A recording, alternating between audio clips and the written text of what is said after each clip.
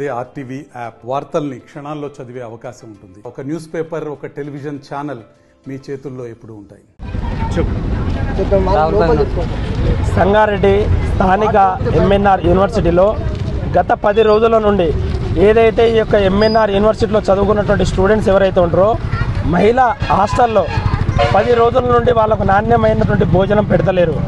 ఎందుకంటే ఆ యొక్క భోజనంలో మనం తినేటువంటి భోజనంలో పురుగులు కావచ్చు, లేకుంటే ప్లాస్టిక్ పదార్థాలు కావచ్చు, లేకుంటే రబ్బర్లు కావచ్చు, ఇలాంటి ఆ భోజనంలో వాళ్ళు తినేటప్పుడు ఇవన్నీ కూడా కనిపిస్తూ ఉన్నాయి. దానికి సంబంధించినటువంటి ఫోటోలు కావచ్చు, వీడియోలు కూడా మా దగ్గర ఉన్నాయి. ఎందుకంటే స్టూడెంట్స్ వాళ్ళ యొక్క బాధని చెప్తూ ఉన్నారు. కానీ ఈ యొక్క ఎంఎన్ఆర్ యూనివర్సిటీ యొక్క మేనేజ్మెంట్ ఎవరైతే ఉన్నారో దీనికి సంబంధించినటువంటి ఈరోజు మేము ఇక్కడ చూడడానికి వస్తే రౌడీ లెక్క ఇక్కడ ఉన్నటువంటి సెక్యూరిటీ కావచ్చు, లేకుంటే ఇక్కడ ఉన్నటువంటి ఫ్యాకల్టీ కావచ్చు, వీళ్ళందరూ కూడా ఈరోజు మమ్మల్ని అడ్డుకొని స్థానిక కార్యకర్తల్ని కూడా వాళ్ళు కొట్టడం జరిగింది. కాబట్టి ఈరోజు విద్యార్థులందరూ కూడా, ఎందుకంటే ఈ యొక్క ఎంఎన్ఆర్ యూనివర్సిటీలో లక్షల ఫీజులు కడుక్కుంటూ ఏదో మేము చదువుకుంటామని ఇక్కడికి వస్తే ఈరోజు విద్యార్థుల తల్లిదండ్రులని భయభ్రాంతులకు గురి చేసి ఇక్కడ ఉంచుకుంటూ వాళ్ళ దగ్గర నుంచి ఫీజులు లాగి ఈరోజు ఈ యొక్క యూనివర్సిటీలో వాళ్ళకి నాణ్యమైన భోజనం పెడతలేరు.